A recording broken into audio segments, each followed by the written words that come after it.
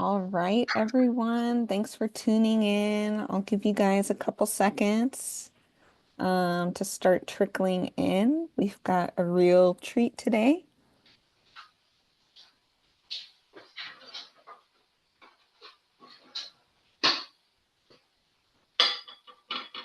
We've got Chef Robin Asbell will be cooking up some recipes for us, showing us how to make whole grain dishes um, that you can enjoy any meal of the day, breakfast, lunch, dinner.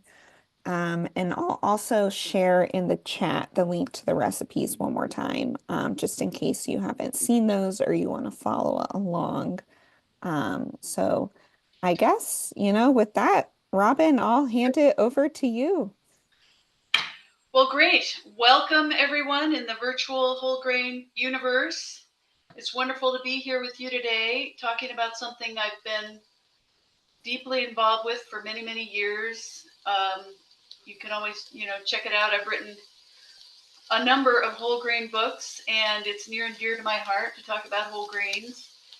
And so today, I'm really just talking about how to get them on the plate, down and dirty, how to use whole grains, because the, the Whole Grains Council has published all these studies in the past where we've all been trying to get people to raise their consumption of whole grains, and it's just hard to budge that needle. And statistically, people eat most of their whole grains at breakfast, whether it's oatmeal or packaged cereal. And there's no reason that we should only eat whole grains at breakfast when they are delicious at any time of the day. So that is sort of the thesis of my story. And since you've already got some wonderful people here to talk about all the wonderful health benefits, as you probably know, I mean, it reduces your risks of heart disease and diabetes and stroke and colon cancer, and all that's great. But, I'm here to talk about making it tasty. So, to get through all this very quickly, I'm going to make four things. I've already got some onion sauteing. It's just a chopped onion. And for this soup, I'm doing this in butter and I'm using milk. But you can also do this with non-dairy products, right? As I do that all the time. And so what I'm going to put in here is the star of 2024. This is Millet. 2024 was the International Year of Millets. And one of the things many people learned last year was that there are many, many millets, but the only one we really see in grocery stores here in the United States is this Proso millet. And there are a lot of things that are actually technically millets that we don't think of as millets. But anyway, this is what I mean. Now, I think it's an underappreciated grain. It's beautiful yellow. It's gluten-free. It's quick cooking. So what I'm doing today is I'm using the millet as the thickener for the soup. So it's not only going to make a creamy, thick, beautiful yellow soup with spinach, it's going to add all the wonderful fiber and trace minerals and all that. So I put in a bay leaf and a half a cup of millet. Now, in my years as a chef, I remember when I first was making soups for a French chef, and I would have to make these giant batches of soup where they were thickened with a butter and flour roux, which we would then have to, put away and reheat later, and they're incredibly fragile.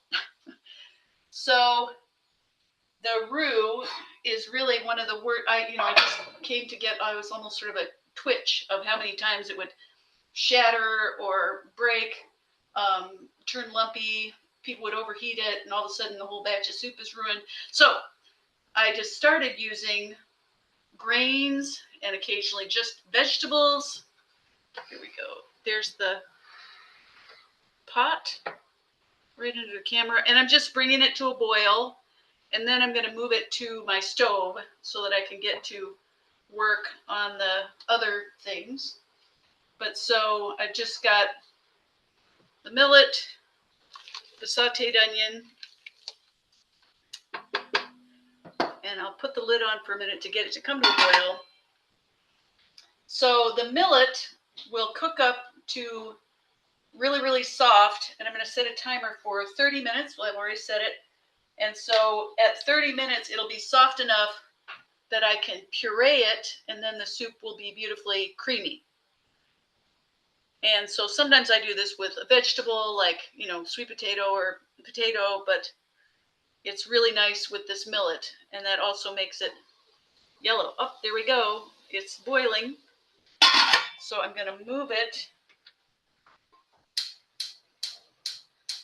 Oh, I knew my stove would do this. While I was here, see if this one will do it.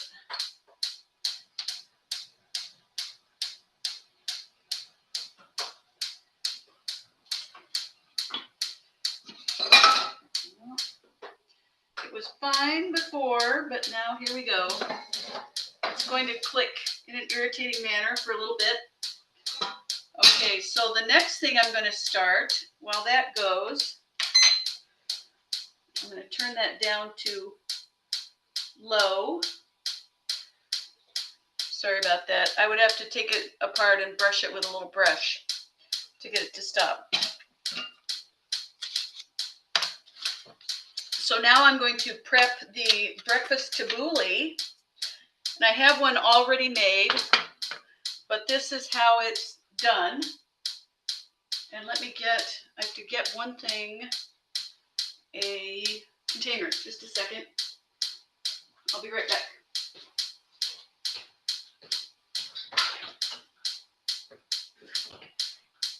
And for those, if you have the chat open, we've shared the recipes. It's a Word doc file, so you can click on the link, or if that doesn't automatically open in your downloads in Word, we have it posted to our website as well. So those recipes are shared in the chat, so you can cook along.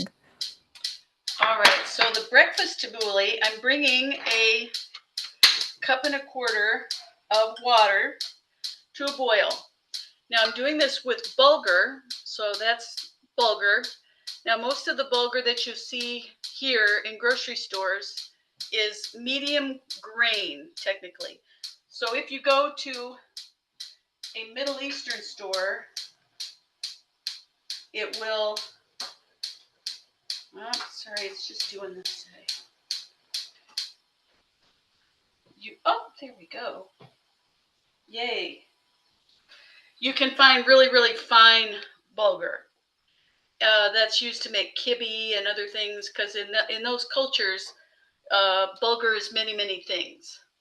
So this is the medium grain bulgur, and I've got some tart cherries, which I have been really on the tart cherry bandwagon since they started saying that it was going to help you fight inflammation and help with all these aches and pains, and I'm all for that.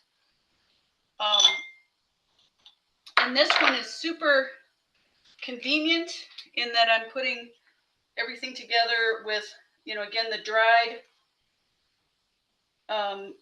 dried ingredients.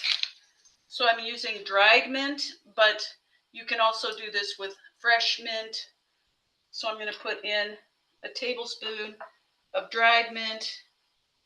If I wanted to use fresh, I would just put in like 3 times as much. That's how you do with dried, is you just triple it. So I've got my dried cherries and mint, and then I'm going to bring this water to a boil, and I'm going to put in a little pinch of salt. I'll just put it in the bulgur, and I will, oh, I hear it come to a boil. The thing about this little burner is it's very hot, so it's hard to get it low enough, but it gets hot fast. So boiling, in goes the bulgur, and then I'm going to set the timer for 10 minutes.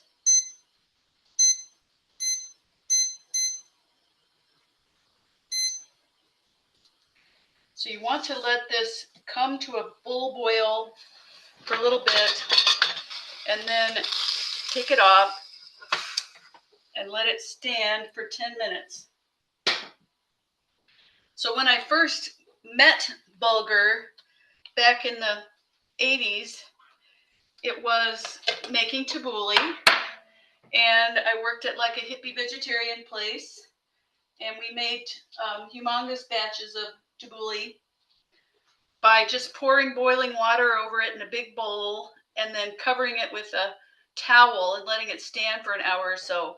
So bulgur actually can be just rehydrated without cooking it, so it's up to you if you want to, save on your power bill or something and just have it be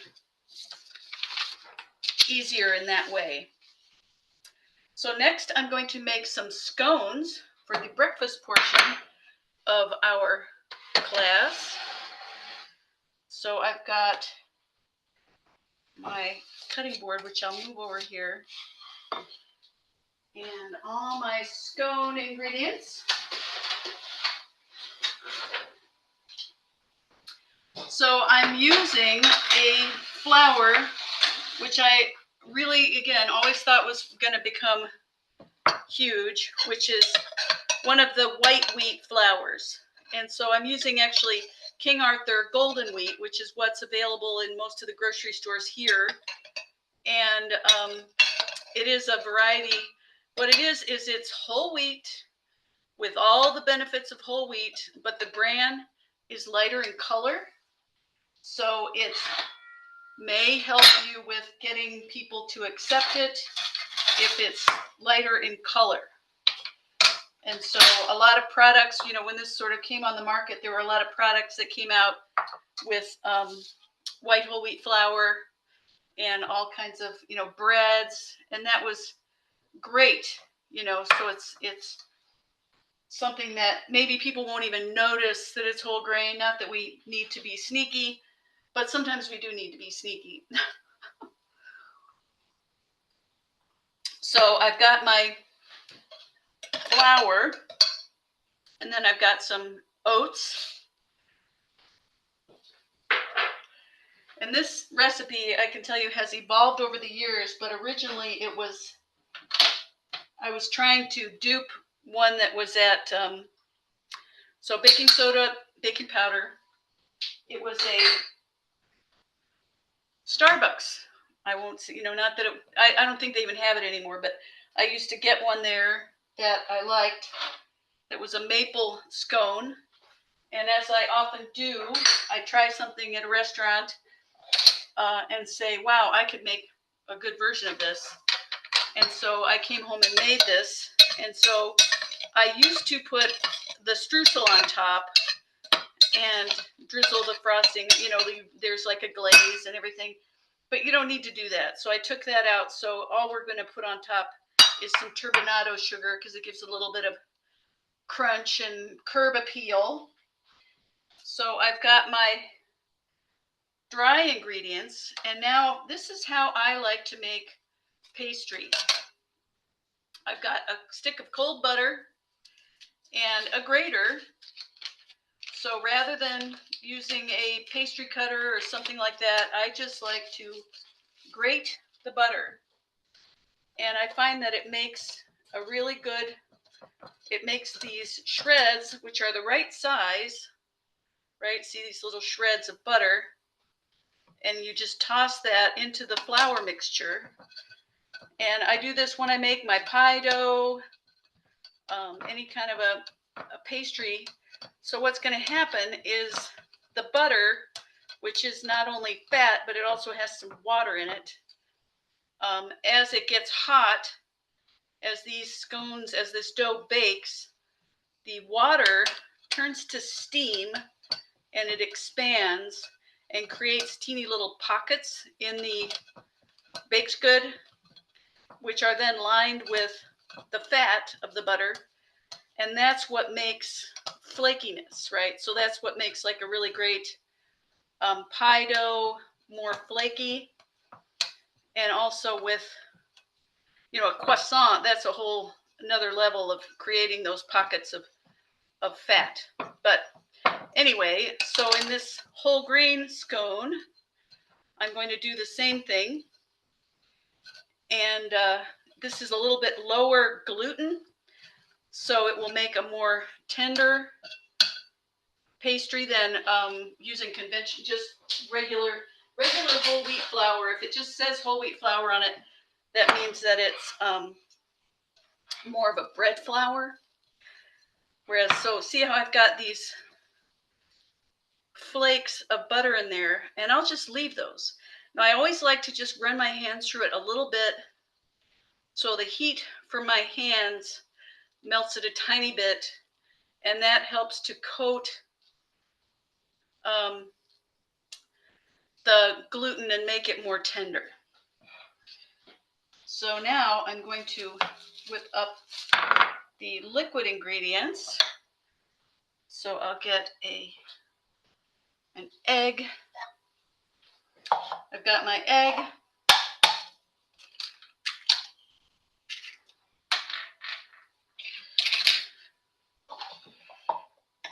Cracked in a little shell there.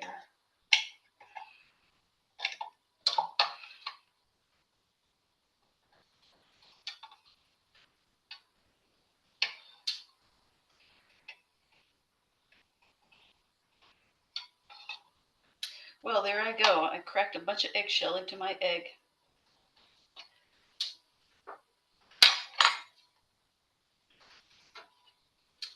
I'll just pour it off and hopefully lose some of that.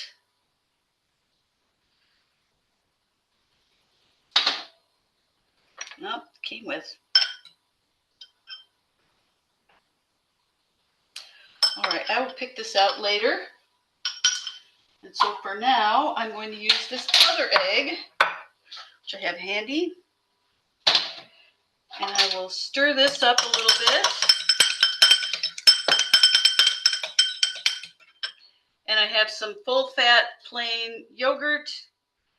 And one of the reasons I didn't, is often I will use buttermilk in a scone like this, but I switched it over to yogurt because when I'm teaching people and writing for people, they want a more accessible ingredient.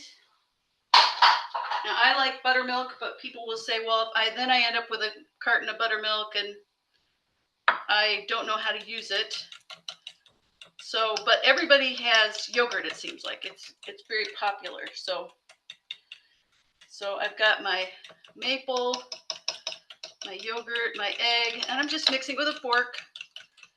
You don't need to get out any special whisk. I want everything to be super accessible, easy. Anyone could do it. I've been thinking about that a lot, not only because I write for publications that want everything to be as easy and minimal as possible, but also I've been working on recipes for a food shelf where we really assume people don't have a ton of equipment. And it's a good thing. So I'm putting in a little vanilla.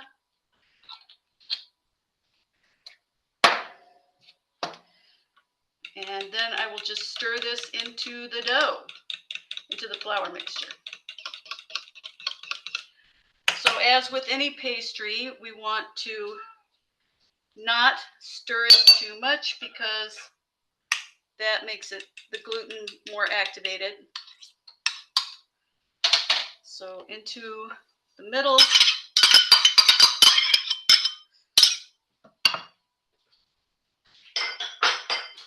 Quick rinse here.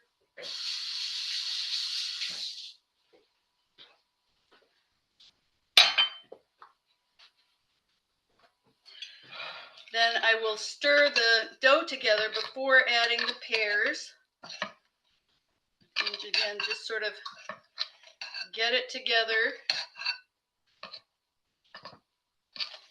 It will be a stiff dough.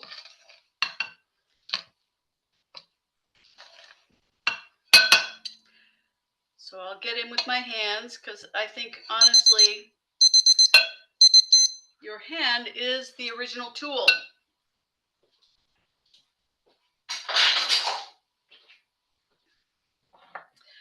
So I'm going to just get in and kind of massage it together. And then I'll get the pear in there. Now you can do this with any number of things. I was just in the mood for pears, apples, dried fruit. It's all going to work. But, you know, you don't see pear scones every day. So now I'll just sort of fold it in.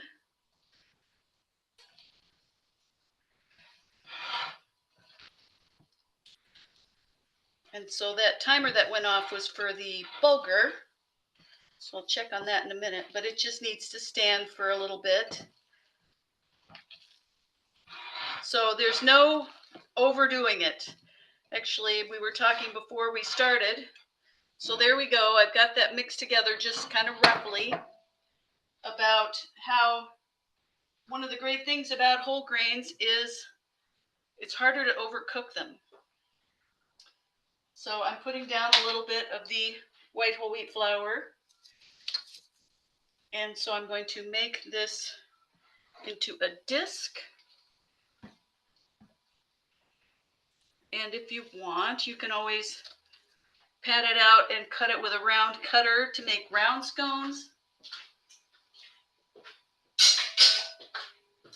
But I do prefer to make it this way because of, again, when you make a round scone,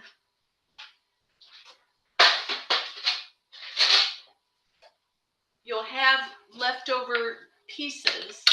You know, if you grew up making sugar cookies, say at Christmas time, you end up with leftover bits, and then you have to press them back together, and they just get tougher and tougher every time you redo it, right? So here it is, our dough. I'll put a little flour on there just to keep my hands from sticking. Now, if you wanted, you could make petite scones with, you could make 2 rounds and cut it into smaller ones and just reduce the cooking time a little. So, just patting it out. And these scones might end up showing you my philosophy of I'd rather things taste great than worry about how they look. And of course, I do worry about how they look, but I'd rather the scone be tender and luscious than look perfect.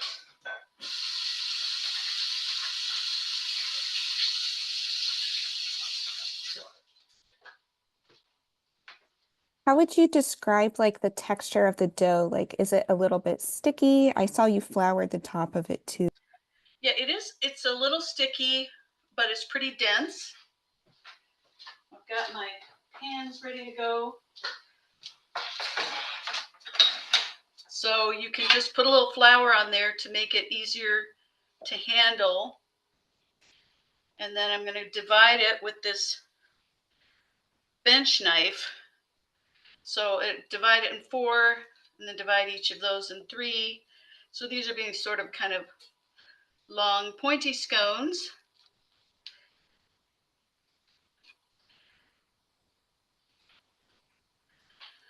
So there we are. I cut all those, and then just to save a little time, I'll go ahead and put the egg, and it says half an egg, which is sort of silly, but I'm just going to use some egg wash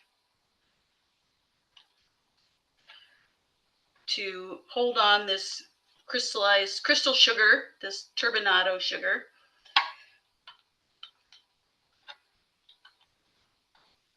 So doing them all at once like this, I don't have to do all of them separately on the baking sheet. So again, everything is all about making stuff a little quicker. So now I've got my turbinado sugar, which is, I just like to put this on because again, it's got the nice big crystals. So I'll just put this over the top. So in place of doing a whole streusel, that's why it says butter divided, as I should have taken that out because I did have butter in the streusel. So now I will take each of these, put them on the pan. And I'm giving them some room because they very well might spread.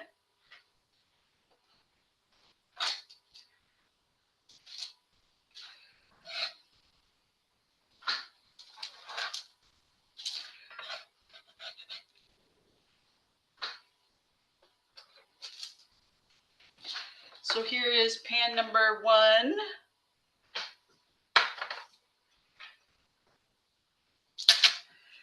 And I'll put on pan number 2.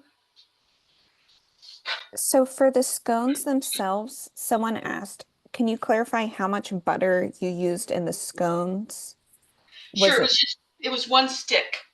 1 stick? Okay. Yep. And they are, yep, just going to be a nice buttery scone. And how thick would you say you flattened the dough to? I think it says about 3/4 of an inch, so you can Okay. kind of see them there. Oh yeah, yeah. I like some depth. So in they go to a 400-degree oven. I'm gonna get this out of here and set a timer. So 20 minutes.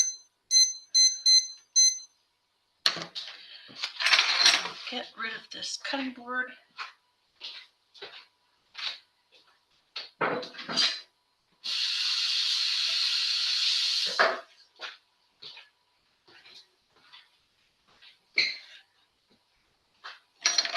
Sweep up a little bit. And so that is a breakfast. And then, of course, the soup is cooking. And breakfast or lunch or snacks. Scones are good any time of day. And then I'll get to work on the salmon.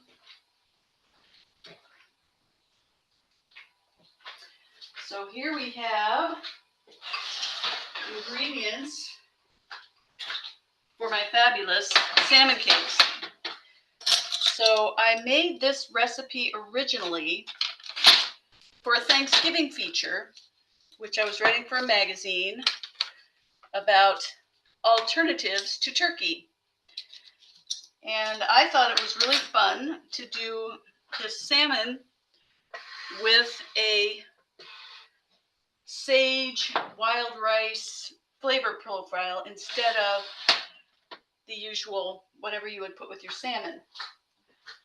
And it's just turned out to be such a popular thing that I just keep doing it over and over in different sort of iterations. Oh, I spilled my oil. I do a lot of cooking as a private chef, so I try these things out. I make them for my clients, and this is always, it's a super big hit, you know, as people always hire me they want to eat more healthy food and they want to eat more, say, something like salmon. But the thing about Minnesota is people here love wild rice. So I'll talk briefly about wild rice.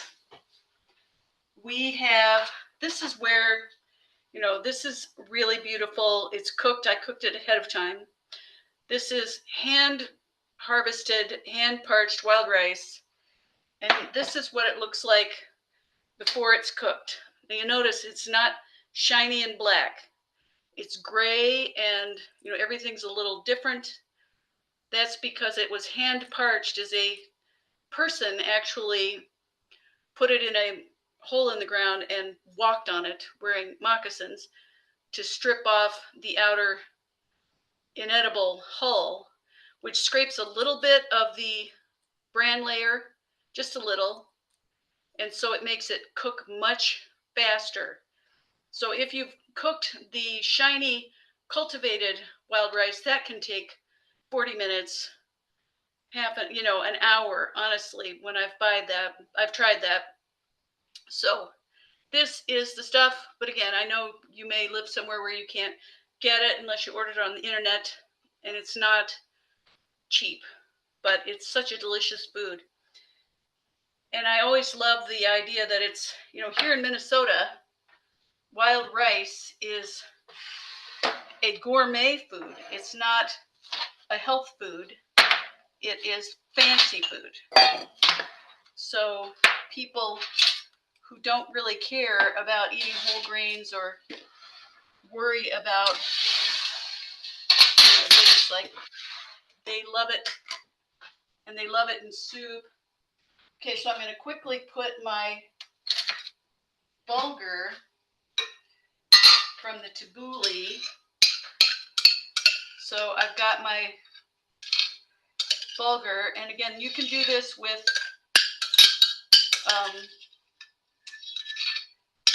steel cut oats as well.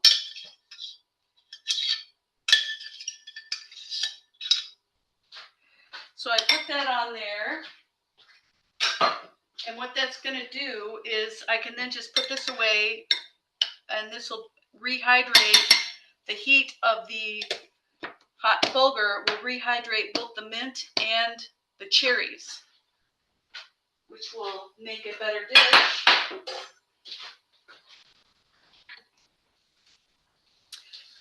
So I've got my food processor. I'm going to drag over here. So this ends up being really quick in the food processor. Let's see if I can get the camera a little bit focused on that. There we go. So it may seem a little,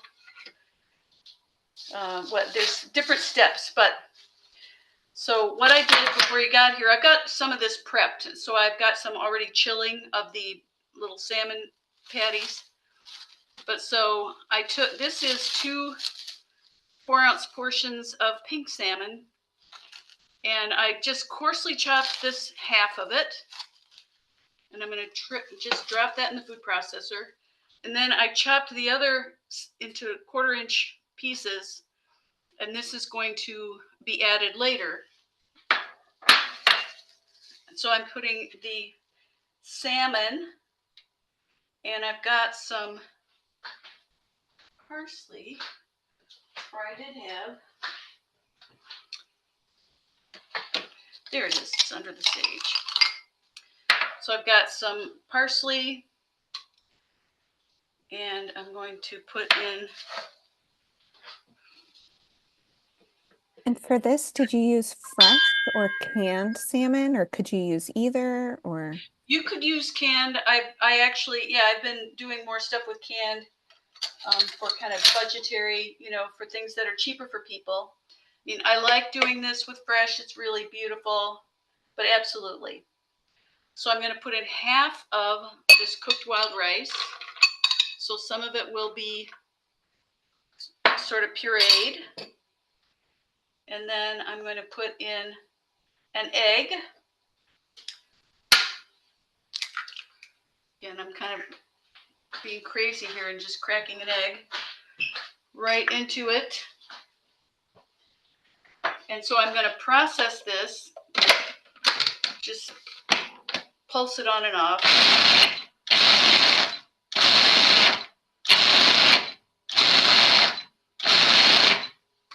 And I actually started doing this method because I was teaching a lot of dim sum classes, and there's a lot of really delicious, like dumplings and little, and this is all raw salmon. So the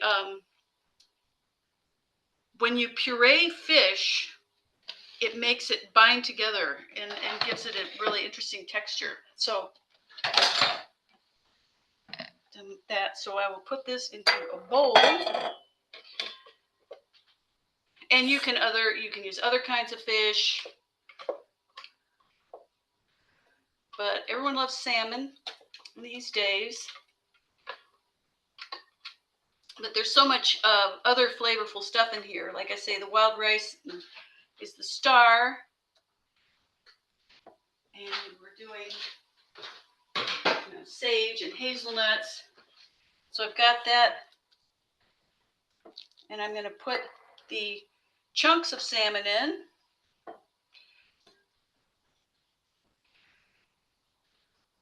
Oh, I did it again. I forgot to add the hazelnuts to the bowl and chop it coarsely. So I chopped these ahead of time. So I'm putting in some chopped hazelnuts. And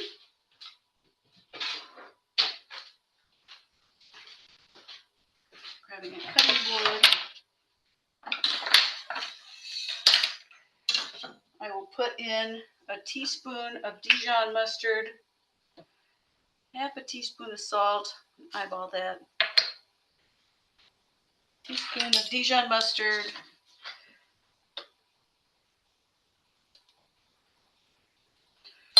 roughly.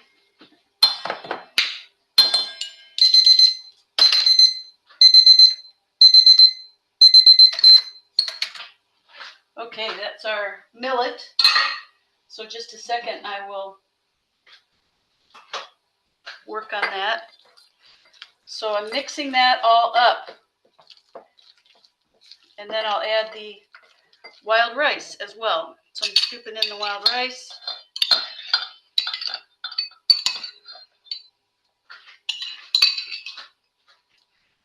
And so this I will put in the refrigerator. And then I'll bring out the one that I already prepped. Because what we would then do is I take this fresh sage and mince that up.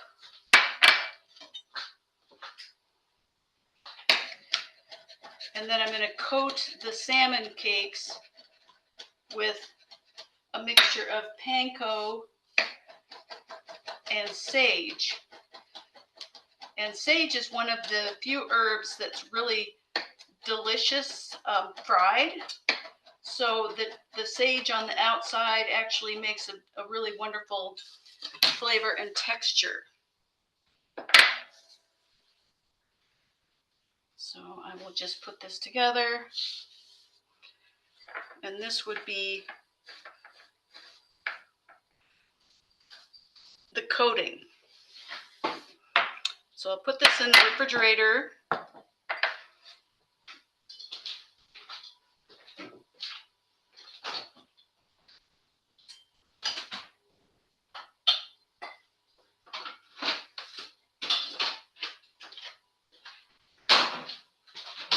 And these two are already chilled. So you can see it's a big patty. Honestly, it's, this is a meal sized.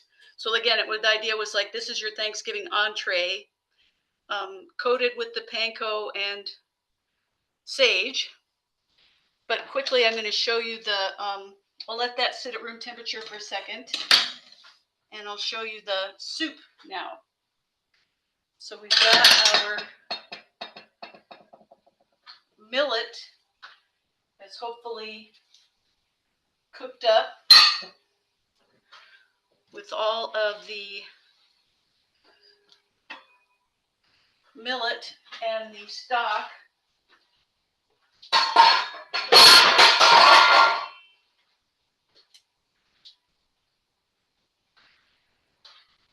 And I will stir that up. See how you can kind of see the millet is pretty well exploded. So this is not something where we want the millet to be, separate and firm. So for the soup, I've got my Vitamix, and you can use any blender.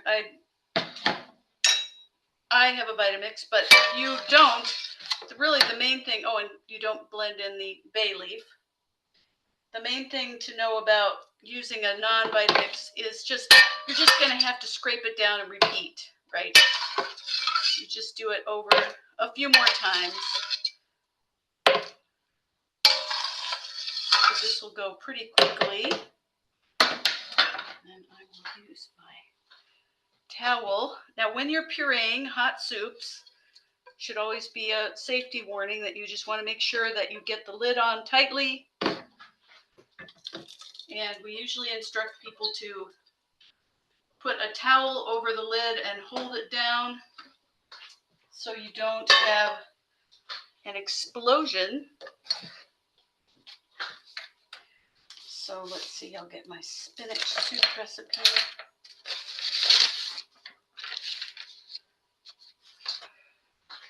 So I've got the blender over here.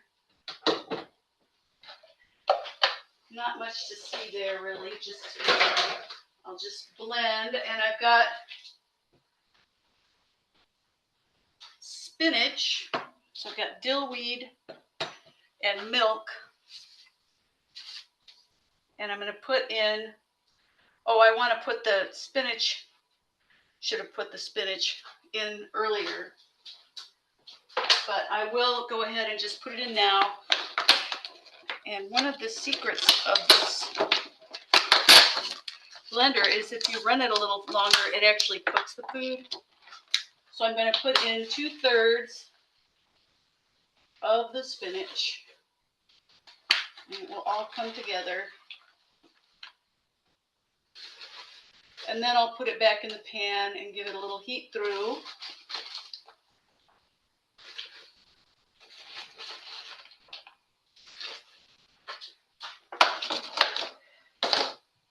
So I'm putting the lid on, making sure it's well and tightly on there. And now, please excuse the noise.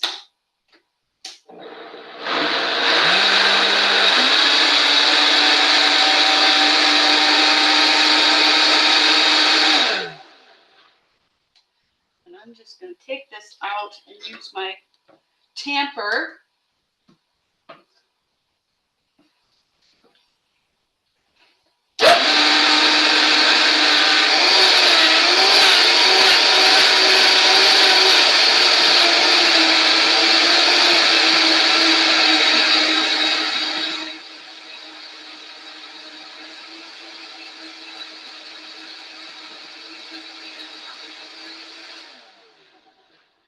Okay, so I'll just do this on camera. Here is the pureed millet and spinach. See, it's steaming hot there. And now I'm going to start adding the milk, just to make sure we get that creamy milk in. And I went ahead and gave myself 3 cups of milk so I could make sure that, I'm going to turn this on low, that I get enough milk. So on low, I don't have to worry about it shooting out. Turn it up a little.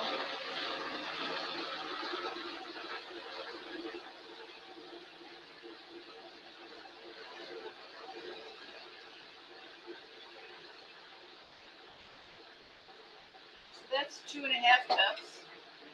Turned up a little.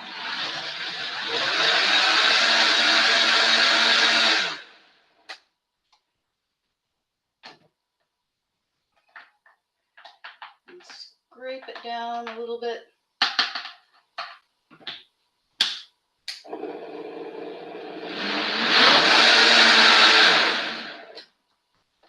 Okay, so here is our soup, the base of the soup. And I will just put my soup back in the pot.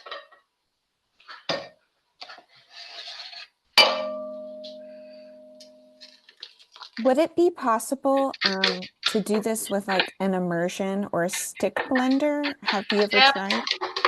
Yes, absolutely. Again, it just might take a minute, and definitely, cook the spinach a little bit. But yeah, I know people love those immersion blenders. I'm just so, I'm kind of addicted to using the food processor. So here's my spinach soup, and then I'm going to chop up some spinach, and it will wilt in the hot soup.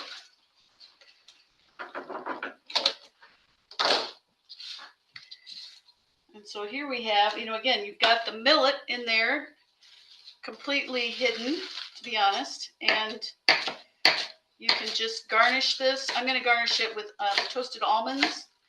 If you wanted to put a dollop of plain yogurt on there, that's a popular soup garnish. Just chop this, chop it, chop it, chop it.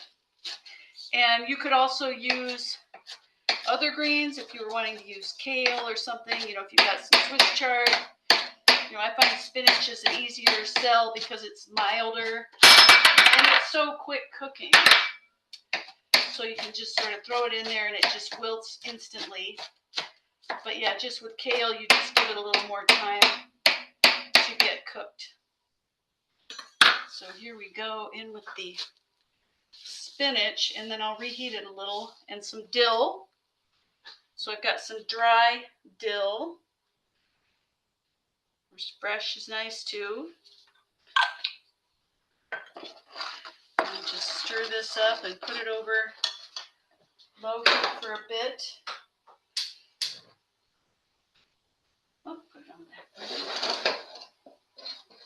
And I'm looking at my time. That timer's about to go off on the scones.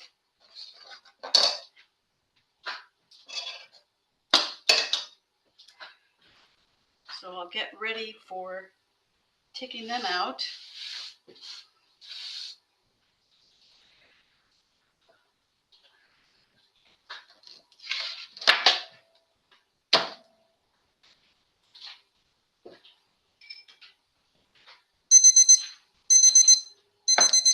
There we go. We'll see how they are done on time. If I hadn't been busy, I would maybe have rotated them once in the oven since there's 2 pans in there.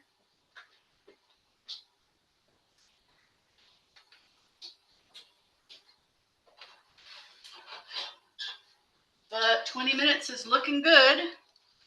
So there's a pan.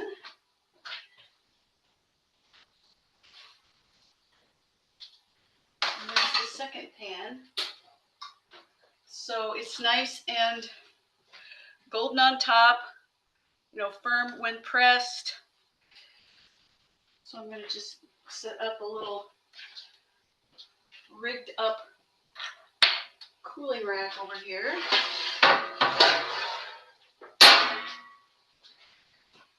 And you'll notice I said I like these air bake pans.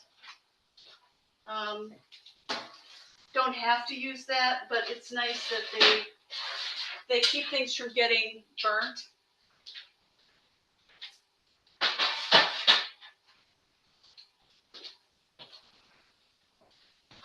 So it's sort of a gentle heat. So I'll let those cool a minute. So scones, can't go wrong with that. And I'll just put the lid on this. The lid's down over there. This is going to just cook up quickly. So I'll go ahead and start frying up the salmon. And also the thing about this too is I often make these and I just bake them. So there's all kinds of different variations again that I've done. So I'll get a pan over here.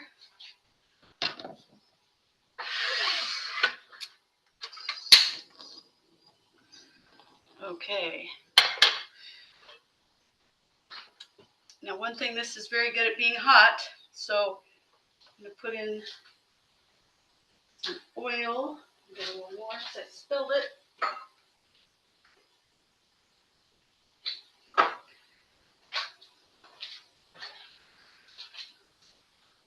Warm that up a little bit. Drizzle in some oil. And so here are my salmon burgers. So into the pan it goes. Oh, pan could be a little hotter. Come on, pan. Get that oil hot. And there we go.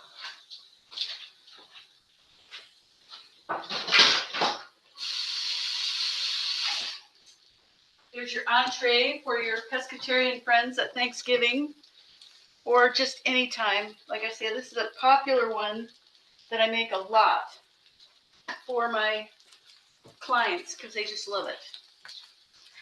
So, all right, this is going to come into a simmer, so I'm going to take it off so the spinach doesn't overheat.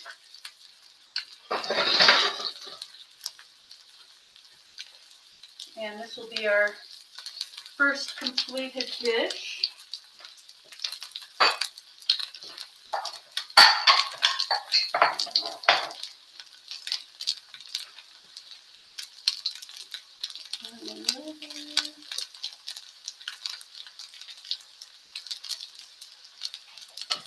So I will ladle up some soup.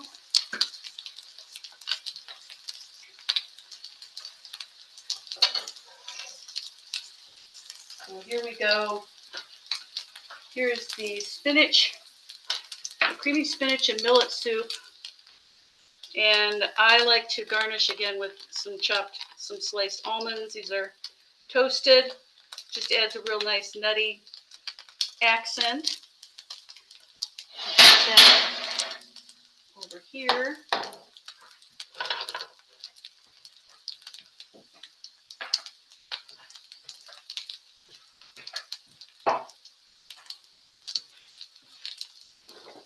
Clear a little spot so you can see what's going on. If you were to bake the salmon cakes instead of do them on the skillet, what might be like the time or temperature you would recommend? I would go with a 400-degree oven for 15 minutes. It's sticking on me, but it'll be okay. And I also often do these as little cakes, you know, just get my little scoop and, you know, scoop them like a, kind of like a large meatball or, you know, quarter cup size. And that way I can serve somebody 2 or 3 instead of just one big one. Again, the idea with this is it's your entree. So that one, cooking away.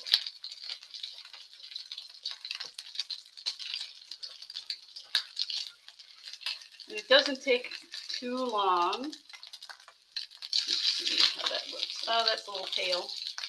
But I will turn it again. I'll let that one cook a little longer. It's better. Other tool.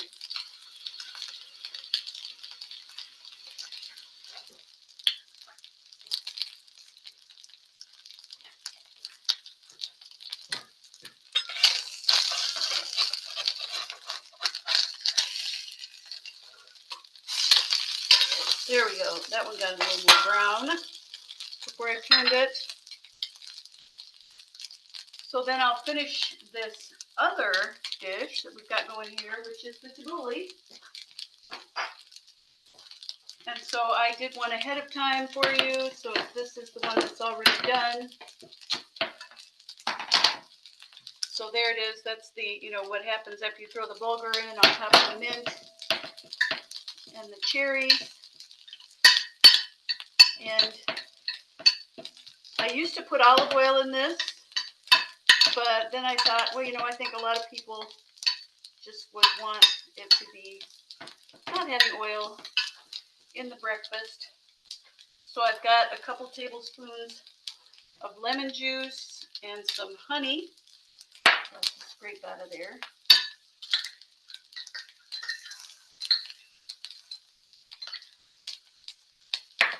And just stir that up. So it's got the lemony flavor of tabouli, but it's a little sweeter because it's for breakfast.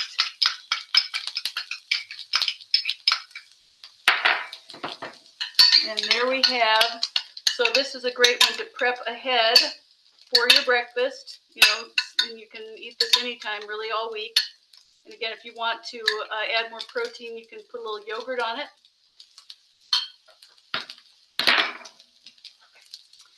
Let's see how this guy's doing.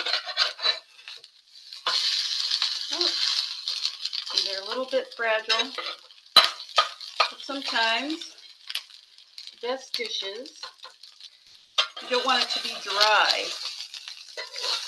This guy's looking good, and you want to kind of be able to press on it and have it feel firm and be cooked through. Since it was raw, now if you're using canned, just brown it up, you know, just get it warmed all the way through.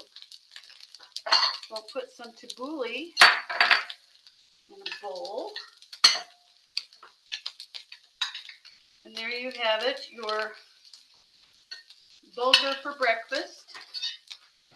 And it's kind of fun, just sort of a different thing to have for breakfast, besides cereal or oatmeal. And then I'll put some scones on the platter.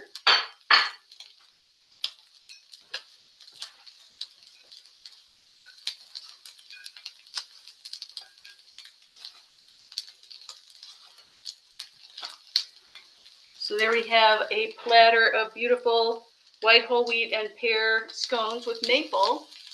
It's down there.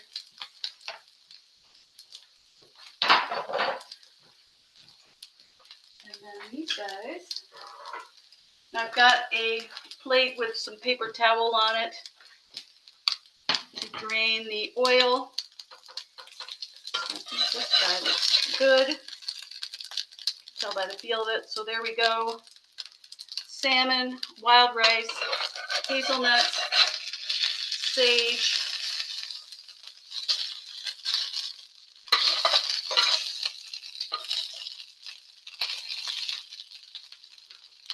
And we're just about done with everything in just a little under an hour.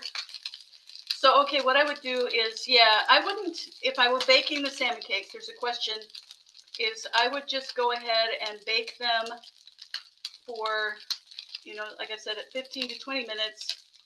And then I wouldn't flip them. I would just use the hot oven. And then a little trick I do is just turn it over so the bottom that's more browned is on top. And no one will be the wiser. So here we go. Our little salmon cake. So there we have 2 salmon cakes, and obviously you can double this and have 4, or you can again make it into smaller pieces. But there they are, our salmon cakes. Now the original recipe that I did this was in my first cookbook. I also made a sweet potato aioli to go with it, so that you could dip this or put this sauce over the top. But okay, here we are. 1 hour, 4 delicious dishes.